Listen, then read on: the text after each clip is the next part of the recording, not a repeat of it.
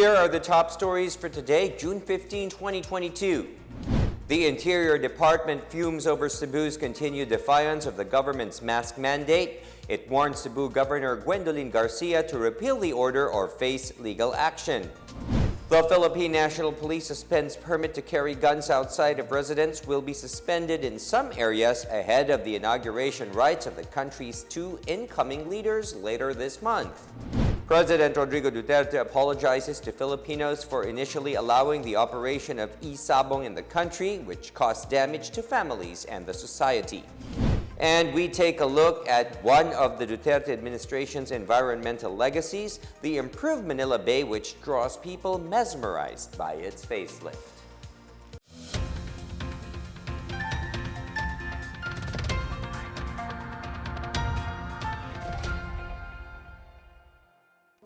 Our top story tonight, the Interior Department is not taking things sitting down over Cebu's apparent defiance of the national government's mask mandate.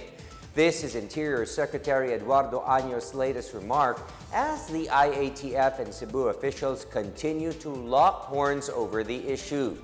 Speaking in a radio interview today, Año warned Cebu Governor Gwendolyn Garcia to repeal the executive order on the optional mask rule in her province or face legal consequences.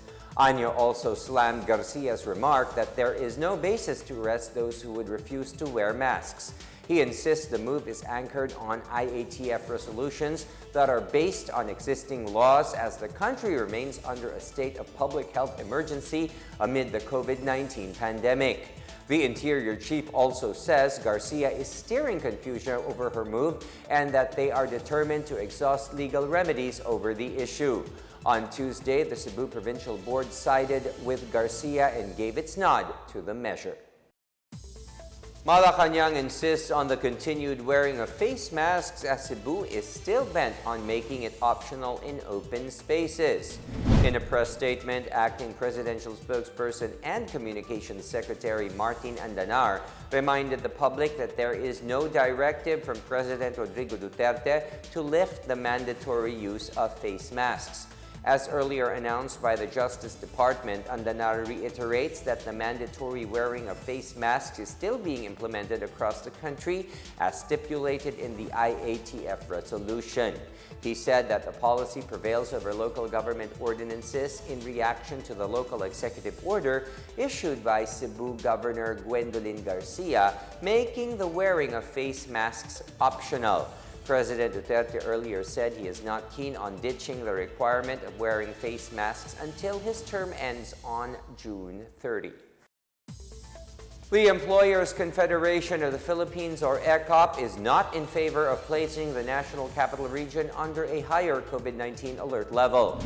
Following the recent uptick of COVID-19 cases, there are fears that Alert Level 2 might be declared in Metro Manila sooner than later.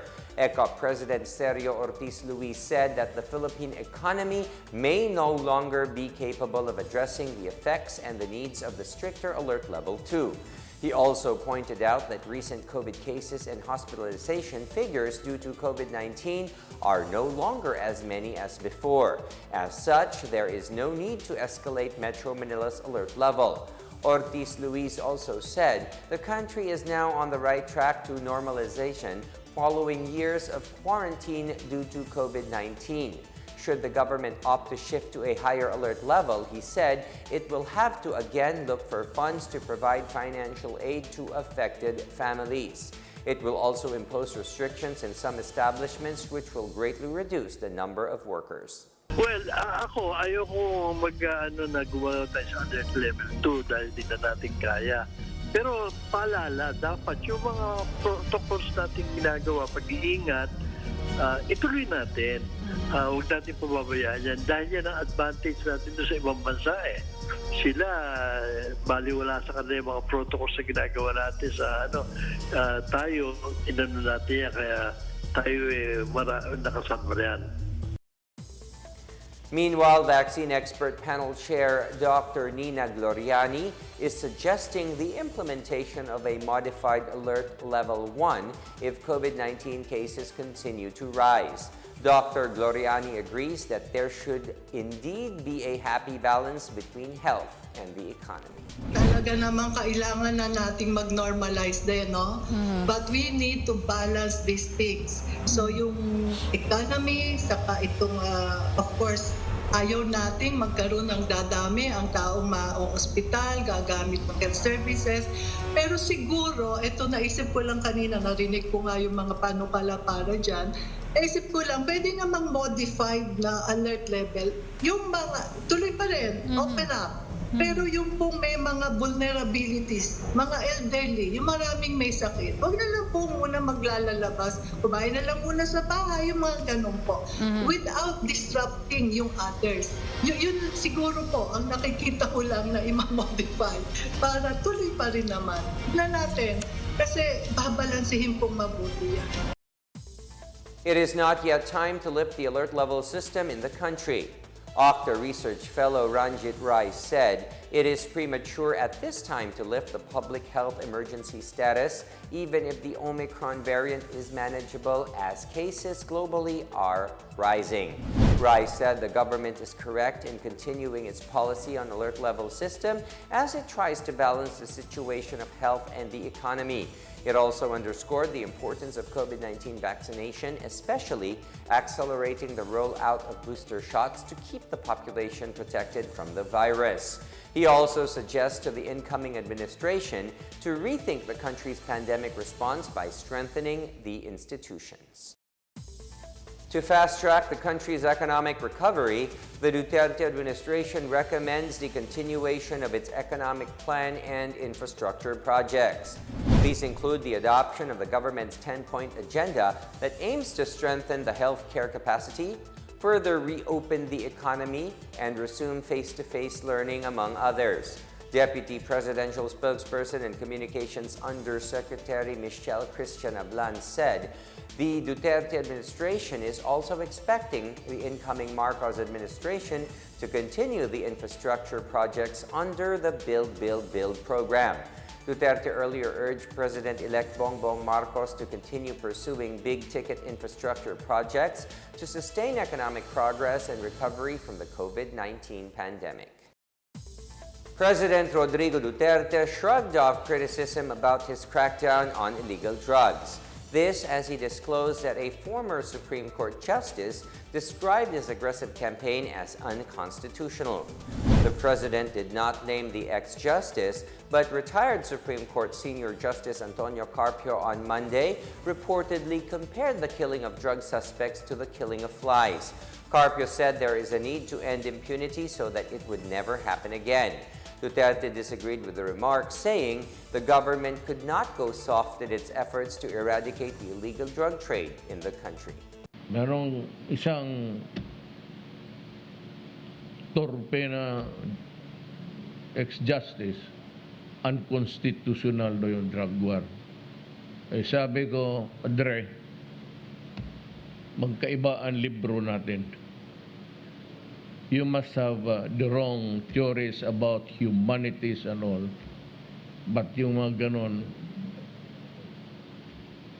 subukan mo dito sa trabaho ko. Carrying of firearms outside of residence is temporarily suspended. The Philippine National Police said this is part of its security measures ahead of the inauguration rites of President-elect Ferdinand Bongbong Marcos Jr. and Vice President-elect Sara Duterte Carpio. PNP Director for Operations Major General Valeriano de Leon said the suspension will be in effect in Davao City from June 16 to 21 and in Metro Manila from June 27 to July 2nd. Violation of the rule would result in the confiscation of firearms and revocation of permit to carry. De Leon said at least 3,700 police officers will be tapped to secure the oath-taking of Duterte, while at least 6,000 police officers will be deployed for Marcos's inauguration. No groups have yet to be given rally permits at this time. President Rodrigo Duterte apologized to the public for allowing e-sabong operations in the country. He said he realized its downside very late. Duterte admitted that he initially hesitated to stop e-sabong operations because it generated over 600 billion pesos in revenues per month. However, e-sabong created disorder and inflicted pain in the society because it caused families to fall apart. The president earlier rejected the calls of the senators to suspend e-sabong and instead asked the Congress to regulate it by issuing a legislative franchise. E-sabong operations were only halted in May in the wake of the still unresolved disappearance of some aficionados in the country. Still ahead, the government continues to aid residents affected by the eruption of Mount Bulusan.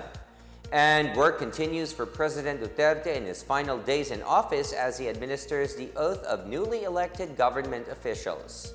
We'll be back after a quick break. Keep it here on the PNA Newsroom.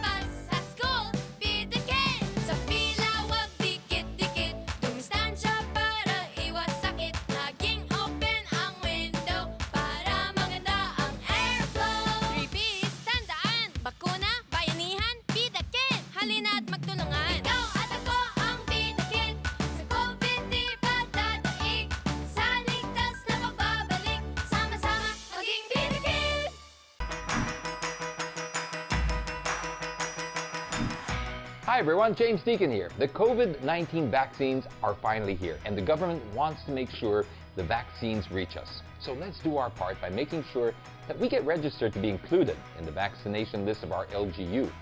You can register right in the comfort and safety of your own homes through your LGU's online registration platform. And you can also register on-site in the vaccination venues or through your barangay. Remember, getting vaccinated is the first step towards ending this pandemic. So let's do our part as disciplined citizens. Bida ang may disiplina. Magpakarehistro at magpabakuna para sa ligtas na pamilya, ligtas na bayan.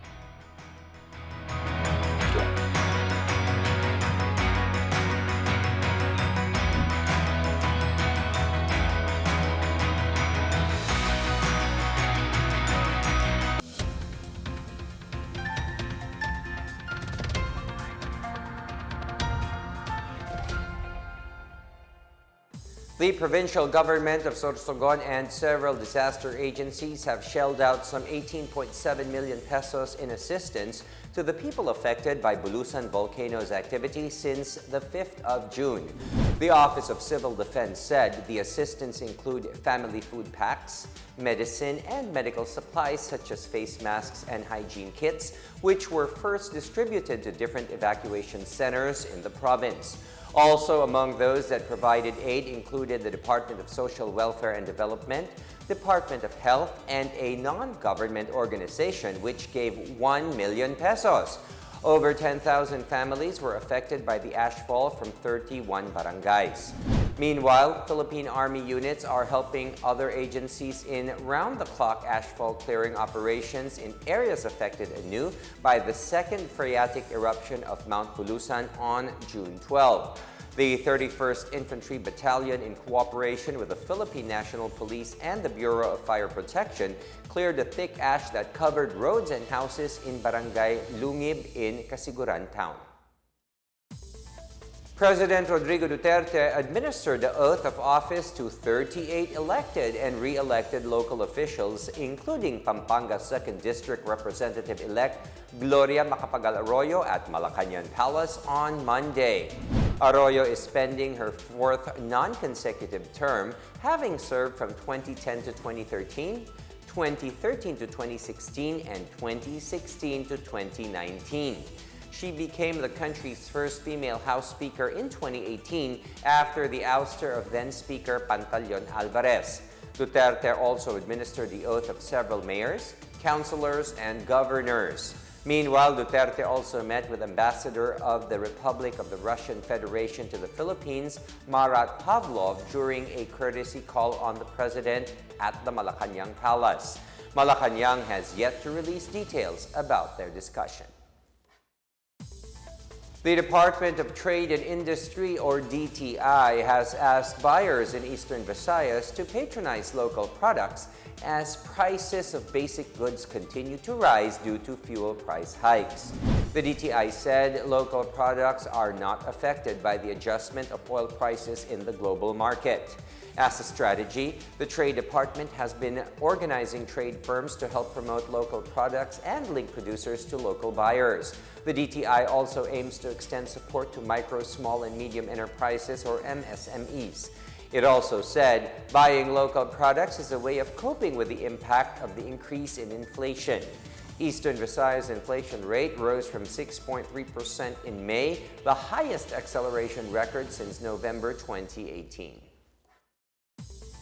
The government vows to continue supporting and giving a voice to North Luzon's agriculture sector by consolidating its produce and clustering farmers and fishers groups.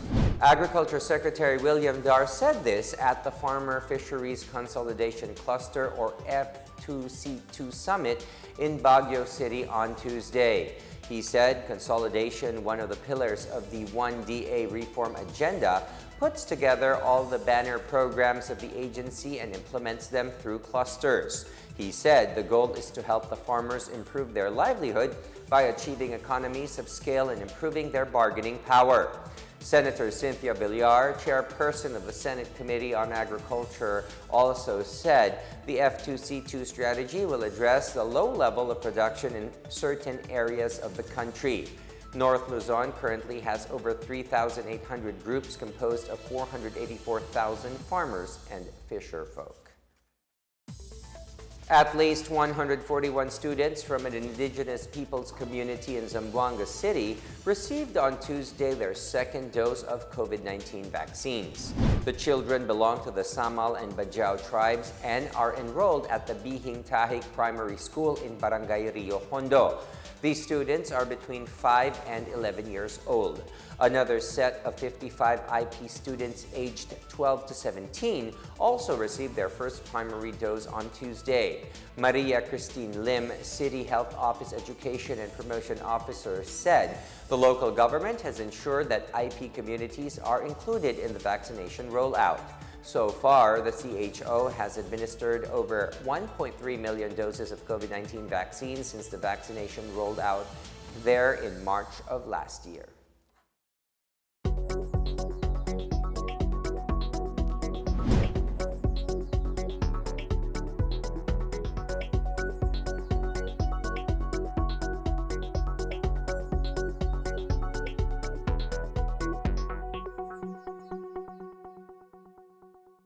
More stories from the newsroom. Former rebels speak up on who is really behind the incident at the Hacienda Tinang in Tarlac. And a breath of fresh air for the environment, we look back at the Manila Bay's rehabilitation in the eyes of those who witnessed its beauty firsthand. Details ahead, stay with the PNA Newsroom.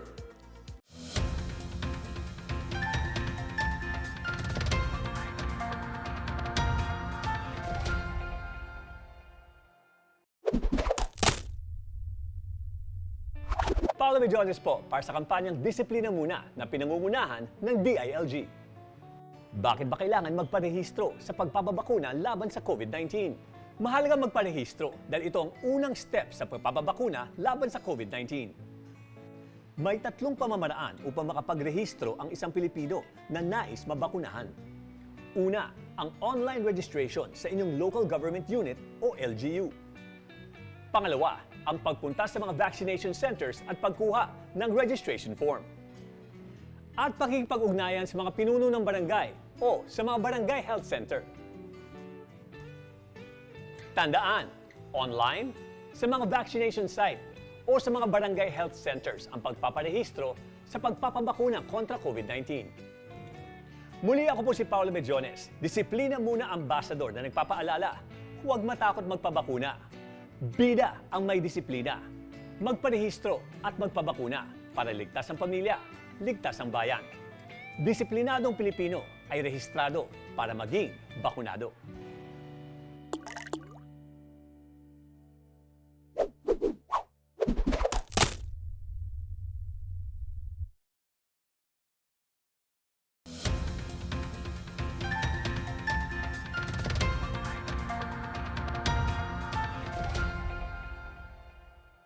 Several former rebels have blamed the CPP, NPA, and DF for masterminding the chaos in Hacienda Tinang in Concepcion, Tarlac on June 9. Ex-rebel Christopher Garcia, a board member of Sambayanang Gitnang, Luzon, revealed that the mess in Tinang was part of the Bungkalan mobilization campaign by communist terrorist groups. The plan is to broaden their mass base and regain control of territories in disputed agricultural lands. He said the Tinang incident is just the start of efforts to sow chaos for the incoming administration. Kapong Sibayan, another former rebel, said the CTGs have been using Bungkalan for recruiting and radicalizing the youth and to seek foreign funding. Meanwhile, Orlando Baluyo, chairperson of the Tinang Samahang Nayon Multi-Purpose Cooperative, defended the police who were protecting crops that were deliberately destroyed by the communist groups. He said he and the barangay officials did not recognize anybody in the group of so-called protesters. The Department of Health reports an 82% drop in dengue cases in the Ilocos region this year. The DOH Center for Health Development in Region 1 recorded 527 dengue cases from January 1 to May 31 this year, 82.3% lower from the same period last year. The mortality rate also decreased from 3 last year to 1 this year. The DOH is urging the public to remain vigilant against the disease by cleaning the surroundings, applying insect repellent, and practicing the 4S, especially this rainy season. 4S includes searching and destroying of mosquito breeding places, self-protection, seeking early consultation, and supporting fogging if there is clustering. In Baguio City, the Health Services Office is adapting the same dashboard used in monitoring COVID-19 cases to properly manage dengue cases. There will also be prompt management and referral of dengue cases to various health facilities and an inventory of dengue medicine. Meanwhile, the city government has mobilized the Barangay Anti-Dengue Brigade to involve the community as the incidence of dengue shows a spike. The HSO reported 268 cases from January to June 8, more than double the 124 cases recorded in the same period in 2021. Last year, the city had a total of 1,035 dengue cases with 5 deaths. The Department of Tourism is banking on the development of the Clark-Freeport Zone and the new Clark City to further boost the recovery of the country's tourism industry. The DOT presented its plans for Clark and New Clark City during the first Central Luzon Tourism Investment Summit and Business Exchange Hybrid Edition held at Hilton Clark Sun Valley Resort. The agency hopes to promote Clark as a modern, sustainable aerotropolis and a preferred meetings, incentives, conferences, and exhibits destination. On the other hand, New Clark City will shine as an ideal destination for sports tourism in the Asia-Pacific region. DOT3 Regional Director Caroline Uy said the goal is to transform Clark-Freeport Zone into a preferred business and tourism destination and enable investors to find long-term economic returns. Construction is underway for about 49.7 million pesos worth of development projects in an indigenous people's domain in Maguindanao. The Special Development Fund projects will include a single-story tribal hall, public market, warehouse and solar dryer, and 50 units of core shelter with a solar-powered light and water system. The projects will rise in Barangay Cabinge of Datu Saudi Ampatuan Town, a known ancestral land of Teduray indigenous peoples. Minister Melanio Ulama of the Ministry of Indigenous Peoples Affairs, Bangsamoro Autonomous Region in Muslim Mindanao, said the projects intend to bring the government closer to the people and provide IPs equals access to government services.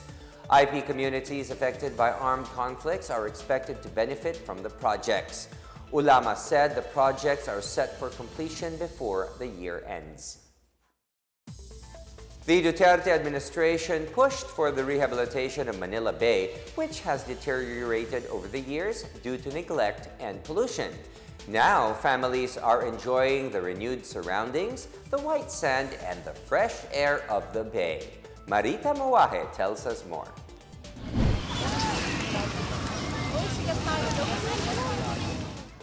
People expressed appreciation of the newly rehabilitated Manila Bay, which gives them the Miami feel of a white beach within the metropolis that they never imagined could happen in the country. Lani Combes of Quezon City was enjoying the view, the air, and the white sand on a lazy Tuesday afternoon while chatting with her mother over the phone as she describes the new Manila Bay. Bagong Manila Bay, maganda, press, malinis. Hindi kagaya ng dati na ano siya, malaking pagkaka-improve. Trying to picture the old Manila Bay, she said that there is no comparison and that she appreciates very much the effort placed by the government in making a difference. Hindi namin may compare sa dati at sa ngayon. Dahil hindi nyo na makita yung dati. Kasi puro basura to dito dati. Hindi makaupo ng ganito. The Dolomite Beach is a 500-meter by 60-meter structure built by the national government through the Department of Environment and Natural Resources in partnership with the Department of Public Works and the Highways with geoengineering interventions. Manila Bay used to be the catch basin of all the wastes coming from the city and nearby areas. The waters of Manila Bay contained not only high levels of fecal coliform bacteria from human wastes, but waste coming from nearby hotels, houses, and even hospitals. Salvacion Calag, who resides in Marikina, was impressed at how the government rehabilitated the area. Hindi katulad nung dati, puro basura, kahit hindi kami palaging nandito. Pero malaki talaga pinagbago. Kasi pagka naglalakad lang naman kami dyan, hindi naman talaga kami nag-i-stay na matagal. She even brought with her Sophia, her 17-year-old granddaughter, to also experience the place. Maganda po kasi po madami pong tao. Parang tourist spot na po siya sa sobrang dami.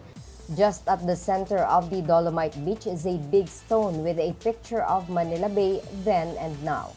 To remind the people of the safety rules such as wearing face masks and not throwing their garbage, DNR teams are in place as well as members of the Philippine National Police for the maintenance of peace and security. Husband and wife Ramil and Mary Grace Cadano traveled all the way from General Trias, Cavite to personally see the area, and they say it is worth the travel. Malaking improving, mas napapasyalan ng mga mamamayan ngayon. Makikita nyo naman na napakaraming tao. Nagsasaya, nag-i-enjoy. At yung pinapangarap nilang pagbabago is nakakamtam na nila. He said that he was just happy that despite the criticisms, the government opted to push for the project. Ramil said that Manila Bay used to be his regular route as he studied in one of the universities in Intramuros. Talagang araw-araw ko yung talagang masangsang malangsa talaga yung amoy talaga rito sa everyday na pumapasok ako din sa Intramuros, Manila. Napakasangsang ng amoy talaga. Papaganda lang nila yung gilid pero yung pinakaano niya talaga dito sa loob talaga ng hindi wala talaga kasi makikita mo talaga yung dami ng basura talagang tunito-nilado. His wife Mary Grace urged him to visit Manila Bay and the Dolomite Beach to see the changes themselves. Napakaganda pa, mas maganda talaga na sa paano na nakikita sa Facebook. Sabi ko nga sa kanya, pasyalan natin, gusto ko makita in personal. Solid naman.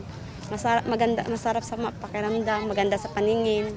While swimming is not yet allowed, families just enjoy sitting on the white sands while children play.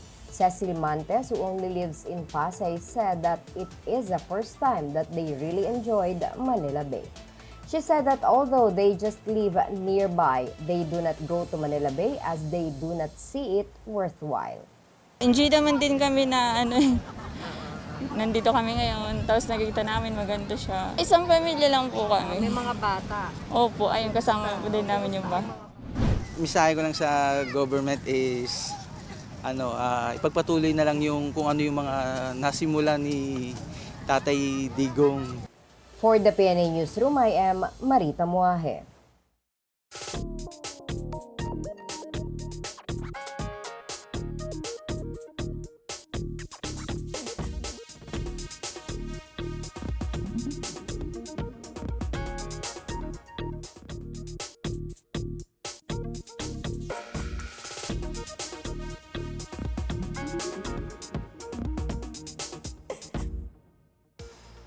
Let's take another look at today's biggest stories. The Interior Department fumes over Cebu's continued defiance of the government's mask mandate. It warned Cebu Governor Gwendolyn Garcia to repeal the order or face legal action. The Philippine National Police suspends permit to carry guns outside of residence will be suspended in some areas ahead of the inauguration rites of the country's two incoming leaders later this month.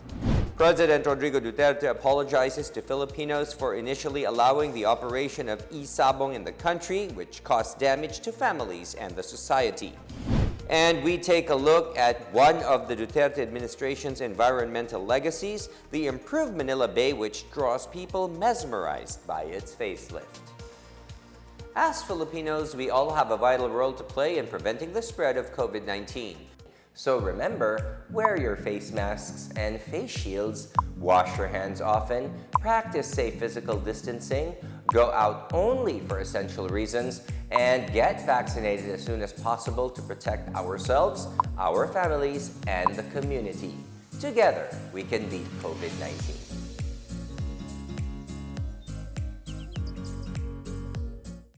Thank you for watching another episode of the PNA Newsroom. For more news content, check our webpage or log onto the Philippine News Agency's Facebook and Twitter accounts.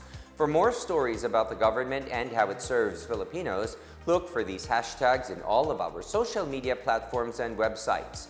We are shown on the pages of the PCOO and its attached agencies. Also, watch us on PTV4. And that's your daily dose of the biggest stories that you need to know. From the PNA Newsroom, we tell stories that inspire change. I am William Theo. Good day, everyone.